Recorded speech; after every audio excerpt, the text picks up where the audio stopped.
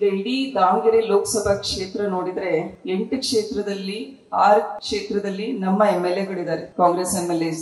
ಹರಪನಹಳ್ಳಿಯಲ್ಲಿ independent ಆಗಿ ಲತಾ ಮಲ್ಲಿಕಾರ್ಜುನ್ ಅವರು ಇದ್ದಾರೆ. ಇವರೆಲ್ಲರ ಬೆಂಬಲ ಇದೆ.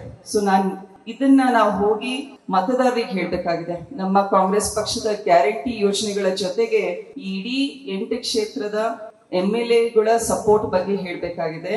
ಮತ್ತೆ ಅದರ ಜೊತೆಗೆ ರಾಜ್ಯ ಸರ್ಕಾರದ ಅನುದಾನದ ಜೊತೆಗೆ ಒಬ್ಬ ಸಂಸದರಾಗಿ ಕಾಂಗ್ರೆಸ್ ಇಂದ ಆಯ್ಕೆ ಆದ್ರೆ ಇನ್ನ ಹೆಚ್ಚಿನ ಅನುದಾನ ನಮ್ಮ ದಾವಣಗೆರೆ ಲೋಕಸಭಾ ಕ್ಷೇತ್ರಕ್ಕೆ ತಂದು ಅಭಿವೃದ್ಧಿ ಮಾಡಕ್ ಆಗತ್ತೆ ಅನ್ನೋದನ್ನ ಜನರಿಗೆ ಮನವರಿಕೆ ಮಾಡ್ಬೇಕಾಗಿದೆ.